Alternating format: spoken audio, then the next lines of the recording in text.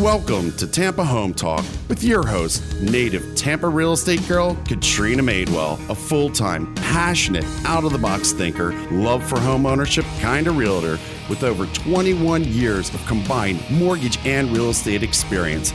Tune in every week at this time for expert advice on everything you need to know about home ownership, finance, maintaining great credit, building wealth, and making your everyday life better, and how you can be financially successful today and tomorrow. Remember, love where you live or let Katrina fix it. Now, here's your host of Tampa Home Talk, Katrina Madewell.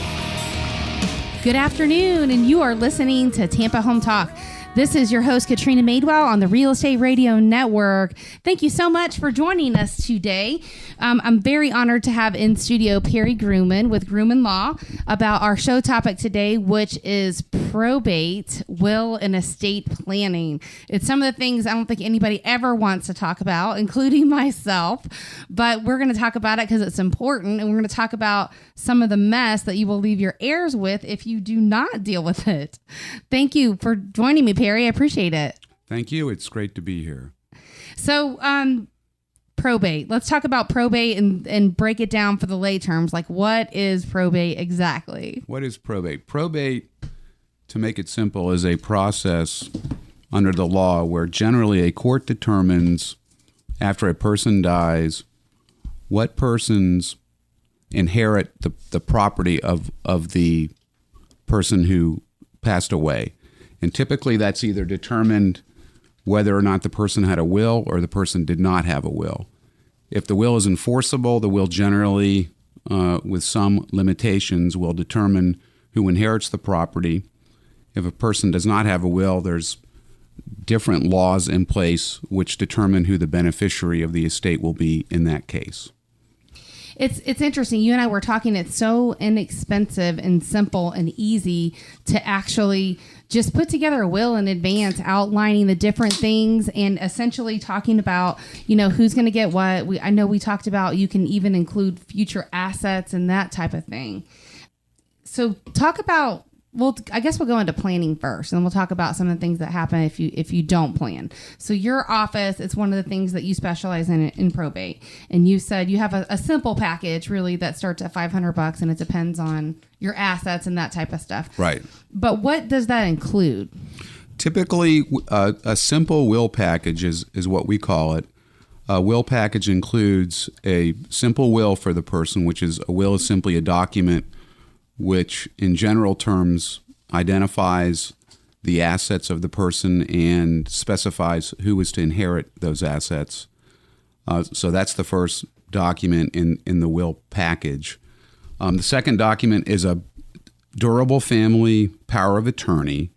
That typically is a document that one person gives to another, typically a family member, which allows the family member to act on behalf of that person in different matters. Usually it's a comprehensive power of attorney. So, for example, a power of attorney typically would allow a spouse or child to transfer property on behalf of the principal, to do banking transactions, to make healthcare decisions on behalf of the person, to admit the person in a hospital or a nursing care. So the power of attorney covers not only post-death, but pre-death. Actually, it only covers pre-death. Okay. Generally, under Florida law, power of attorney is deemed canceled or void upon the death of the maker of that power of attorney. Thanks for clarifying that. See, I'm so green to this stuff. That's why I have you. And so the last part to that package, because there's three pieces, there's right? actually four. Four. The third is a living will, which in general terms specifies whether or not life-saving measures are to be put in place for the person signing it. For example, whether a respirator would be used, a feeding tube, etc. And the last document would be a healthcare surrogate document, which is sort of like a power of attorney, but it's a document that specifically delegates the making of medical decisions on behalf of the person signing it. How does that vary from the living will? Because they sound so similar to me. The living will refers to life-sustaining measures typically. And it's used in conjunction typically with medical service providers and end-stage decisions that the family has to make. For example, if someone is in a vegetative state, highly unlikely to improve, often a decision will have to be made whether to sustain procedures for a period of time. And most people would want a living will which would specify, at least in some circumstances, that those life-sustaining procedures not be carried on at least after a certain physical condition is reached. So, and usually, I mean, well, the person putting that together, they can express their wishes, right? Whether it's a spouse or a child, can they choose the person they want to determine that? They can choose the person, and they can also nominate a successor or alternate person. It's interesting. So what's the purpose of probate? The purpose of probate is to have a estate plan which would refer to all of the assets of the person and determine who is to inherit those assets upon the death of that person. So when someone passes, does it automatically go into probate regardless of the amount of time? The general rule is that the only thing that goes into probate would be an asset that was titled solely in the name of the deceased. So that, for example, as most people know, if you own real estate in the name of husband and wife, husband dies, the wife would inherit that asset outside of probate. It would be title would transfer by operation of law, so you wouldn't have to have a probate. So, right. So there's a lot of situations in the law where probate does not apply. So they couldn't kick a spouse basically out of their house if one passes, which makes sense. If both their names are on it, correct. In other cases, it depends on the nature of the asset. With personal property, for example, if two or three names are on an automobile title, and one person dies, unless it's specified as joint tenants with the right of survivorship, it would be determined to be tenants in common. And tenants in common, the interest of the deceased person would typically have to go through probate to clear that title. I thought tenants in common usually just divvies what's left to the remaining owners. If it's normally you have to use magic language. Tenants in common with right of survivorship, for example. Gotcha. Without that, it often does have to go through probate. So the interesting thing that I know when you and I talked, it was something that I never thought about, and that's why I love the planning meetings. I love to have people like you on my show because I always learn so much.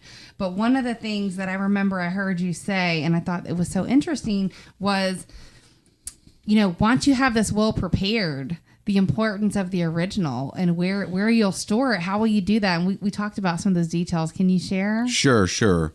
It is important to have an original executed will.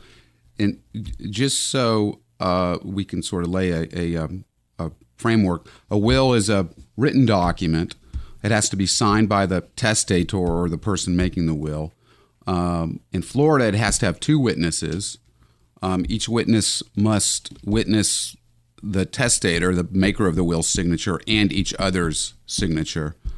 Under Florida law, it does not have to be notarized, but if it is notarized in a specific way, which is referred to as self-proved, then it's typically much easier to admit it to probate, which means to have the judge accept the will for probate purposes. And under Florida law only recognizes an original document will, a document signed by the maker of the will. In other words, we don't have electronic wills. Right. You can't email a will. Which that's a will. important. I think right. in this day and age, it's super, super important. And I had no idea that you would need the original. You do need the original. In some circumstances, you can what's called reestablish the original will. But the problem with that, and it often leads to disputes, is that there's a presumption under Florida law that if you only have a copy of the will, that the maker of the will intended to revoke the original. In other words, there's a presumption that the maker destroyed it or threw it away intentionally with the intent of revoking it. So you have to rebut that presumption if you're trying to probate a lost will or a copy. So can we share a story on that? Like why? I know you shared a couple of examples, but just in general. Well, I had a case recently where there was a will. The will, it was a grandmother, but the will left everything to her stepson, who she had not adopted legally. And the granddaughter, who would have adopted without the will. Meaning that the state would have pulled for her? Well, under Florida law, if you don't have a will, then Florida law determines who inherits your property, whether you want it to go that way or not. And I mean, typically it's spouse and or children, but it depends on whether or not the spouse is the parent of all the children. The formulas are different depending on the specific family dynamics. In this day and age with the blended families and stuff, I imagine that's ever so important. Right. So you had this scenario where the maker of the will left everything to her stepson. She actually had a granddaughter. Right. And what we believe happened is that the granddaughter broke into the residence of the grandmother, stole the original will. My client, who was the stepson, only had a copy of the will. So we had to prove or reestablish the original will as a copy. It was contested by the granddaughter, and the same presumption comes into effect that if you don't have the original will, then it's presumed that the maker of the will intended to revoke that will. And so we had a battle, and we ultimately resolved it by way of a settlement, but it just shows the importance of keeping the original will in a safe place. So we have to take a quick break, but when we come back in just a minute, we're going to talk about where someone should store that original will when they get it prepared, and also some other key importances at the time that they're actually making the will. And this will, modern day technology will kind of help you, if you will. Okay, great. We'll be back in just a minute. Welcome back. You're listening to Tampa Home Talk. This is your host, Katrina Madewell, and we are back discussing wills, probate, planning, estate planning, all the things you need to know that you really should be dealing with before it's your time to go. In studio, we have today Perry Gruman with Gruman Law. You love my sense of humor, don't you? Yes. It's very lighthearted. I can be serious when I have to be, right? Yes. So I know we were talking about in the prior segment, so if you missed any part of Tampa Home Talk today, you're really going to want to catch the whole show in its entirety, and you can do that via a podcast because all of our shows are hosted there. We're also on Facebook, Twitter, and across the web at Tampa Home Talk, and also on tampahometalk.com.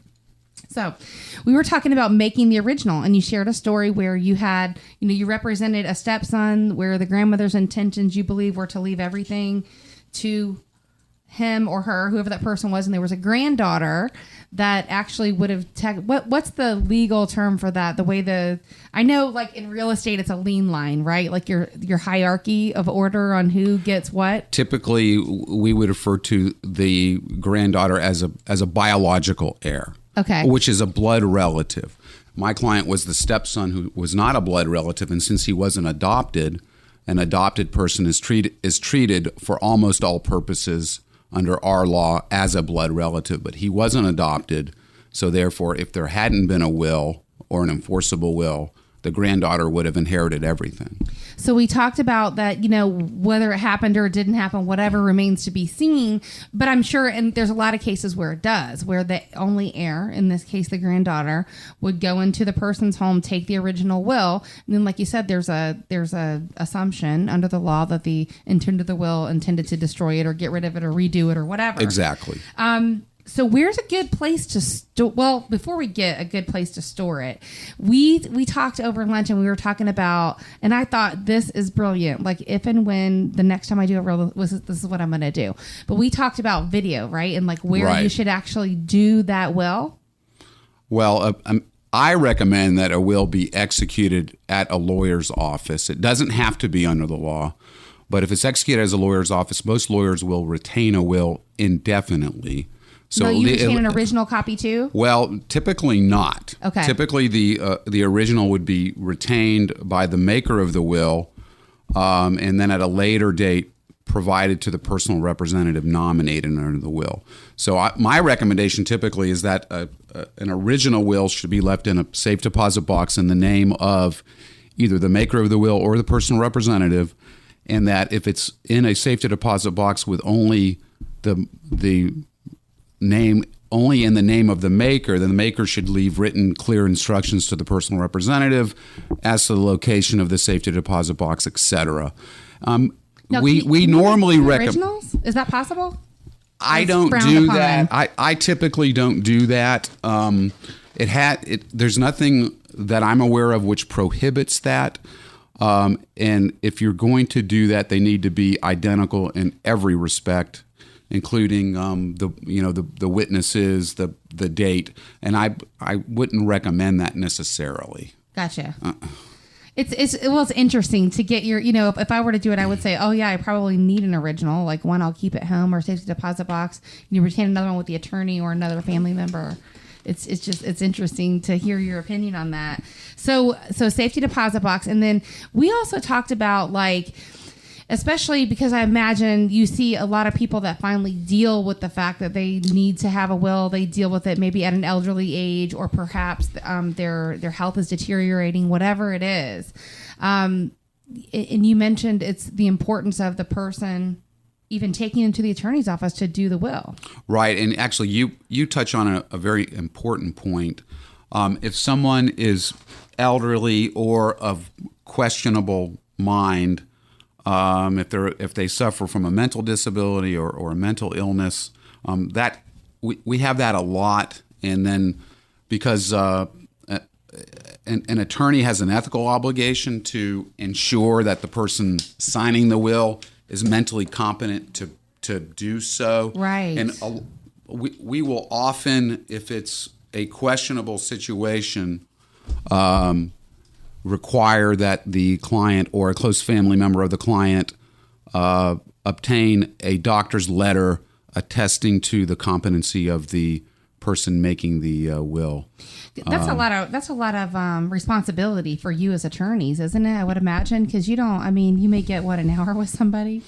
If they're way off, but what if they have the beginning stages of dementia? There's a lot of borderline cases. It's also the responsibility of the notary, which can or could not be the lawyer, but the notary under Florida law has the same ethical duty to make sure that the person signing the instrument, whether it's a will or any other legal document, has the legal capacity to sign it and understands in at least a general way what the document says. Absolutely. Yeah, we've encountered that even on the real estate side, right? Where I've notarized it for other people, and I'd say, I'm not going to do this.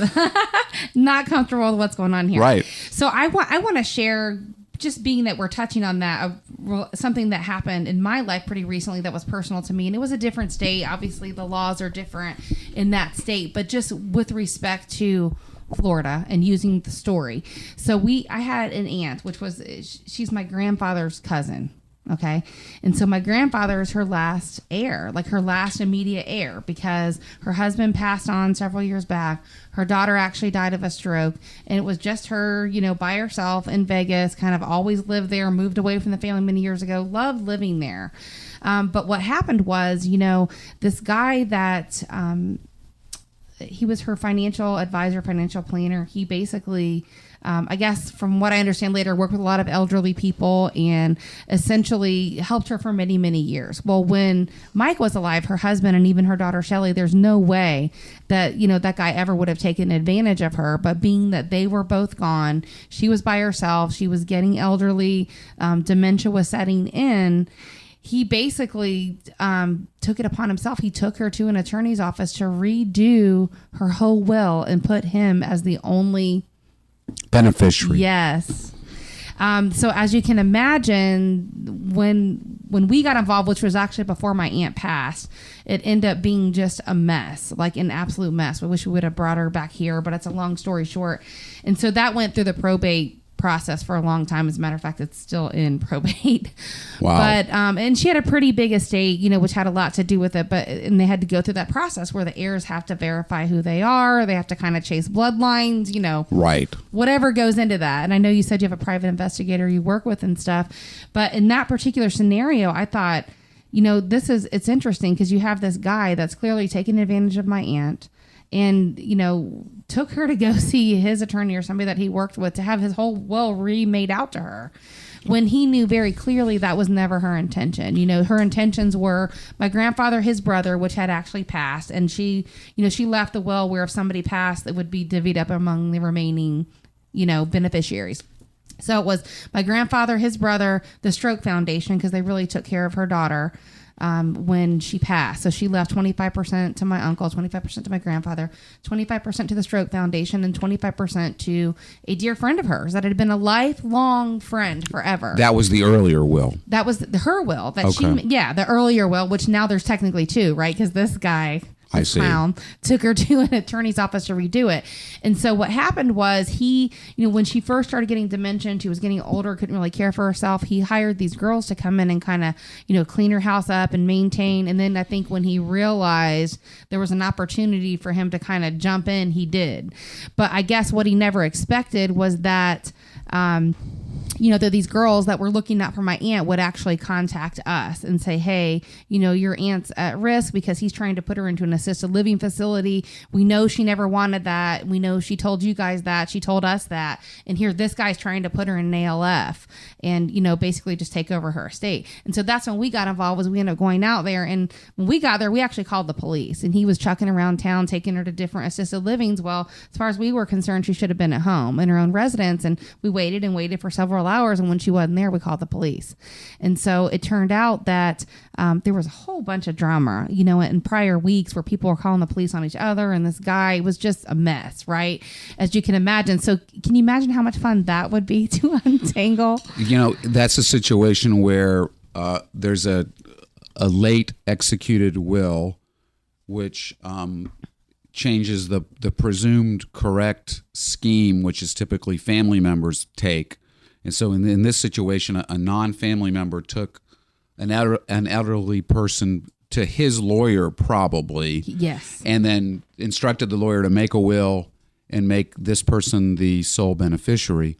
The law in all states has a concept called undue influence, and that's a common litigation area where in many cases the law will undo a will that is obtained by a person, typically but not always a non-family member, who procures a will for the benefit of that person, making the person either the sole or substantial beneficiary under the will, and normally substantially changing the will from the terms and conditions of a previous will. And they got doctors involved. I mean, they were asking, what her mental capacity was when the first will was executed, what it was like when the second will was executed, and they discovered she was diagnosed dementia in between those two wills. Interesting. So it was quite something I've never experienced before. One element that you can put in a will, which is sort of advisory, it's not mandatory, but you can appoint a pre-need guardian, which is basically a statement that says, if I ever need a guardian, I want person A, B, or C to be my guardian. Typically a close family member, but it doesn't have to be.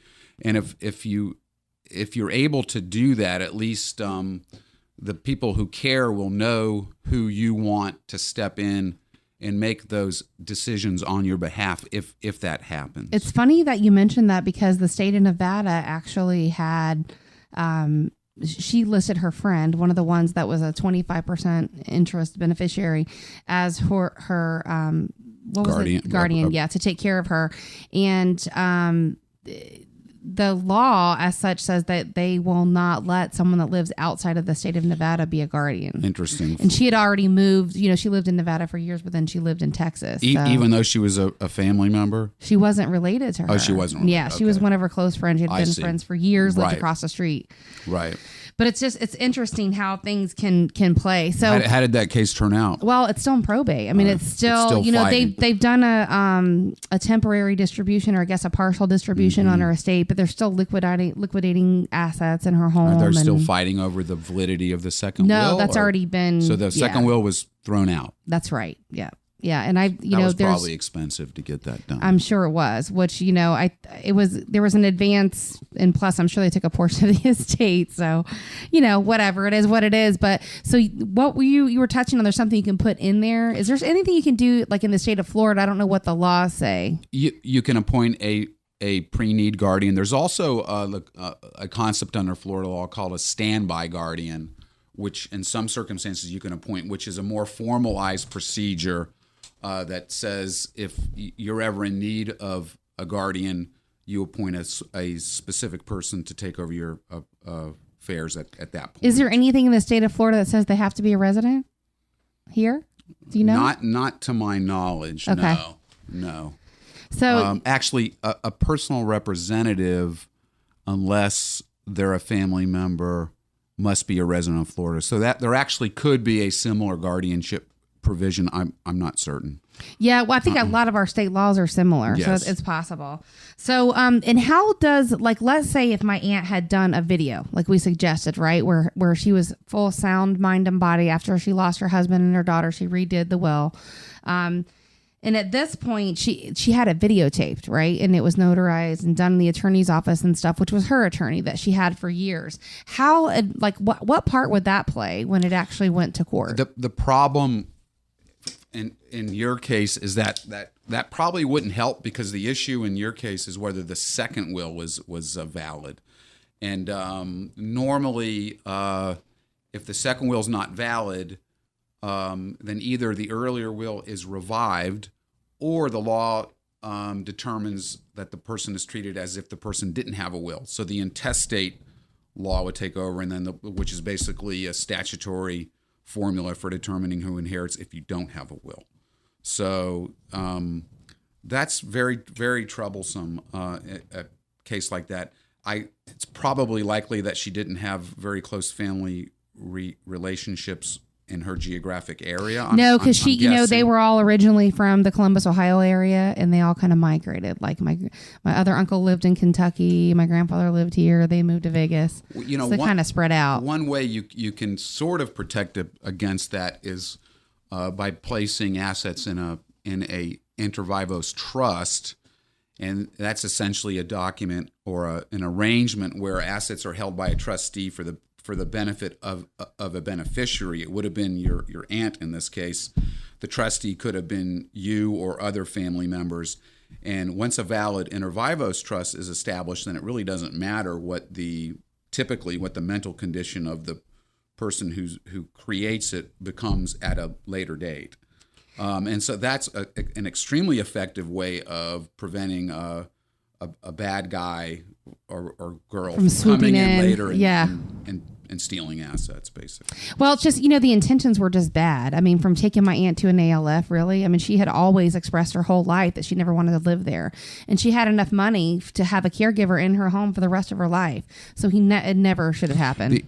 Often in cases like that, you will get into a situation where a guardian needs to be appointed. So it happened. And it wasn't Right. fun because we got involved with Nevada court systems, which I don't think are as fair as they are here. And did you have a public guardian appointed, or was it it was a public? Yeah, and they guardian? really Most probably people aren't shouldn't happy have. with that. Yeah, Typically. well, she had enough assets, so they said she never should have had a public guardian. So, I mean, really a private, I guess, should. Anyway, you're listening to Tampa Home Talk, and this is your host, Katrina Madewell. Perry Gruman and I are having so much fun today talking about estate planning and what ifs and all those things that you probably never thought about. So when we get back in a few minutes, we're going to go over some of those frequently asked questions that Perry gets and also give you a few more scenarios so that if you can relate directly to one of them, you can call his office directly and actually get connected to get that will put together. We'll be back in just a minute.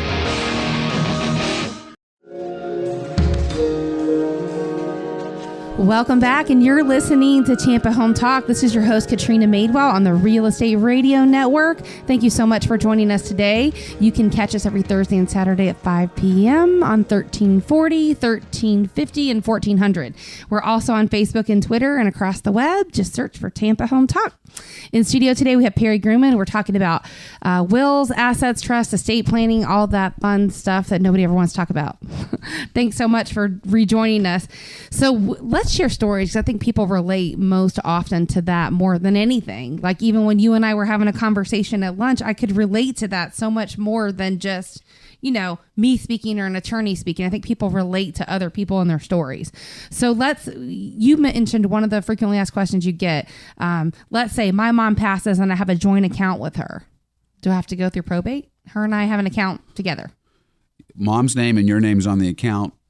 The general answer is no, you don't have to go through probate, because Florida has a pretty specific banking statute, which was really implemented many years ago to protect the liability of the banks in allowing withdrawal of the money after the death of one account holder.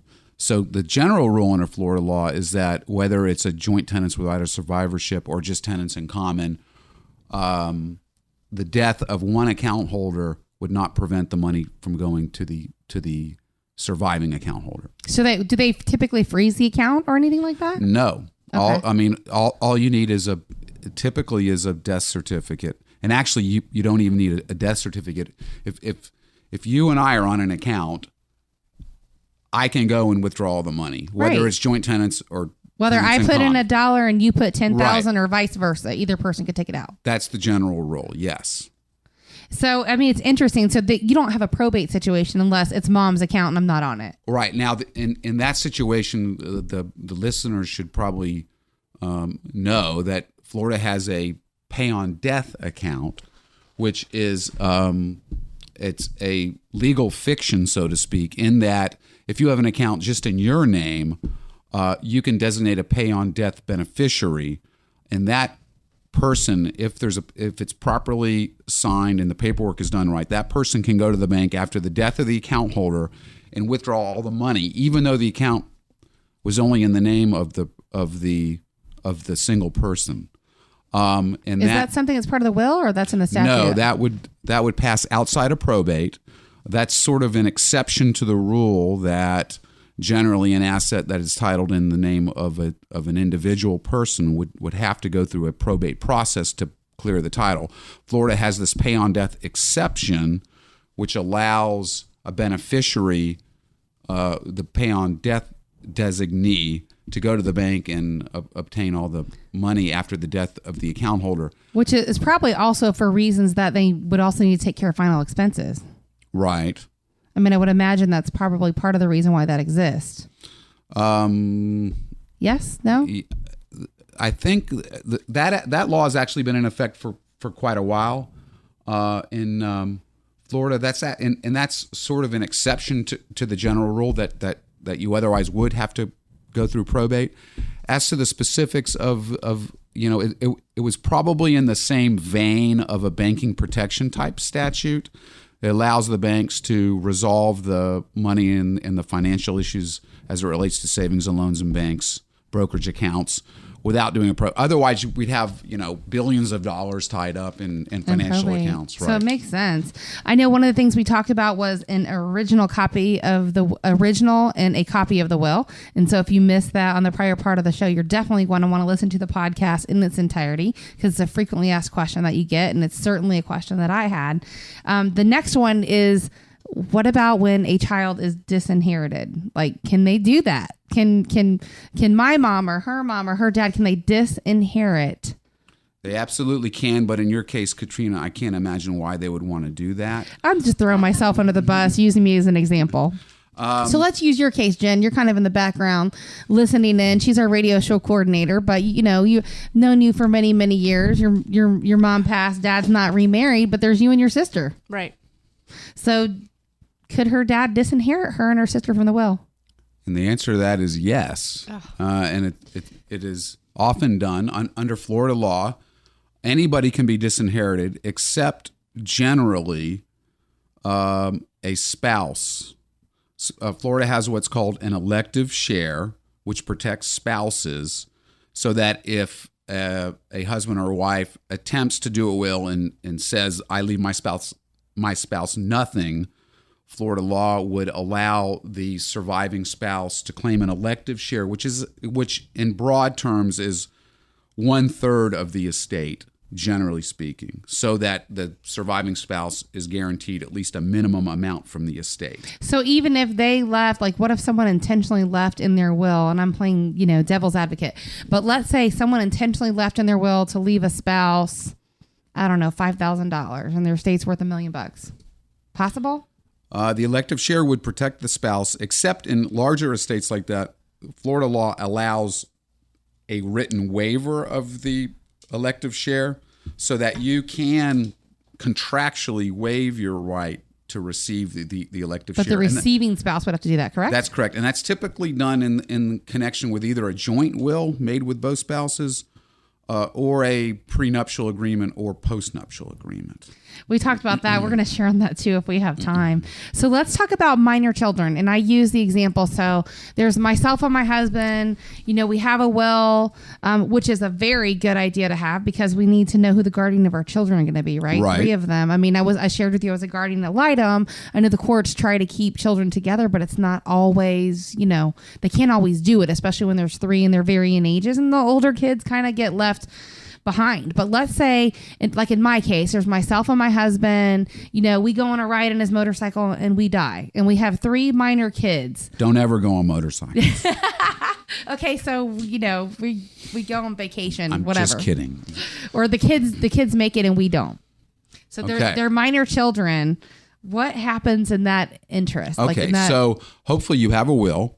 Hopefully in the will I don't. I actually need to you don't have redo a it. will. I did one on a laptop years ago, and I realized after our conversation, I'm going to make an appointment with you next week. So let's talk about both examples. Okay. I don't have a will, and I have 3 minor children. Okay, so in that case, in terms of, and you're addressing who would sort of take care of the children after Yeah, you what die. would happen with the kids? What would happen with the assets? What would happen to our home, that they live in, that Okay. they know their bedrooms, they know their schools. Okay, let's talk about the kids first. Their guardianship of the kids relates to both guardian of the property of the children and guardianship of the person or the guardianship of the children themselves. Under Florida law, if both you and your husband passed away, then a guardianship court would determine who the guardian would be appointed to take care of the children. So they would assign a guardian ad litem? It would not. It's not a guardian ad litem. It's really. It would be called. It's either a guardian of the person or a guardian of the property. If it's a guardian of the person and property, it's called a plenary guardian, an everything guardian. In your case, it would be a everything guardian, but it doesn't always have to be the same. In some rare circumstances, the court can appoint one person to be the guardian of the person and another person to be the guardian of the property. It's typically the same. But my point there was that it's important in your will to appoint a guardian, that it's your intention that if my spouse does not survive me, I appoint my mom, my dad, my sister, my brother, a trusted person. Is a very good guardian. point because, I love my family and I'm not going to mention any names, but there's certain family members that the courts may, I guess give my children to that it might not be mine and my husband's wishes. Right. Is the best way to say that. And in that situation, assuming there's assets in the estate, which there often is, and a guardian is appointed, that typically that guardian is going to be in charge of the property also. And you normally want to avoid guardianship of the property if you can, because it's expensive, it's court supervised, there's annual accountings and inventories you have to file. it's a pain. So I could let's take us to the other extreme. Now I'm preparing a will.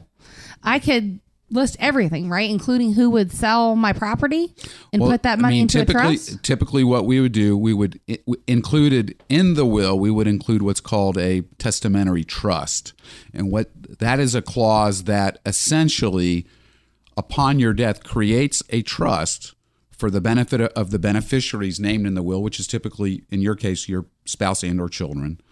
And in that connection, you would appoint a trustee of the trust. And you could appoint, trustee could be a family member or non-family member. You can appoint co-trustees. The co-trustees can act independently, or you can require that they act together. You can appoint successor trustees if something happens to the initially appointed trustees, or they don't want to act. They don't want to assume that responsibility after you pass away, or they're unable to assume that responsibility, and that avoids the entire guardianship of the property problem. It doesn't avoid necessarily the guardianship of the person. Someone still has to typically be appointed by the court as guardian of the person. But well, there's a lot of layers. I mean, even at my age, I've worked a lot for everything I have. There would be life insurance payments, a lot of those things that I would want set up in a trust for my kids that someone wouldn't blow through, that by the time my children were 18, there's nothing left. Right. And usually if we prepare a testamentary trust as part of the will preparation process, the specific terms and conditions, of course, are determined by the client, but sort of a general framework we do if there's minor children, we provide that the trust is for the health, education, welfare of the child, and for both primary, secondary, and college education for the child, and would not terminate until the child is at least, for example, 25 years old, so that when the child turns 18, they don't get $1 million and then go blow it all. Right. Yeah. Exactly. So could you put limits on that for even caring for the children and that type of stuff? Absolutely. Okay. You can structure. You can limit annual distributions. You can specify that it's for undergraduate school, graduate school. You can specify housing if you want.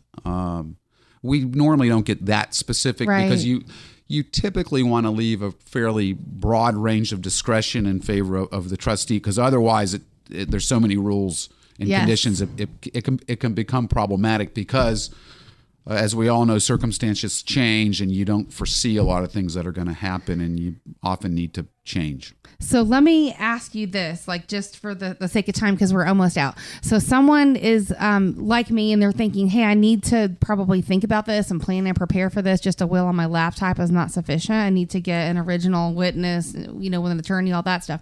Do you have a checklist that you guys provide that are just a list of information that we can bring to your office to keep the process systematic? I do, a very short one, but yes. Awesome. Yes. Well, we're going to get that from you, and then we are going to post that on our website, which is Tampa Home Talk, and tampahometalk.com. We're on Facebook and Twitter, and we're going to see if we can get some appointments to follow mine there next week. Awesome. Thank you. Thank you so much for chiming in today. We really appreciate you listening to us every Thursday and Saturday at 5 p.m. We'll be on 1340, 1350, and 1400, and also across the web and via podcast after the fact. And as always, our motto is love where you live, or we are going to fix it. But today is the last of our show, and we are out.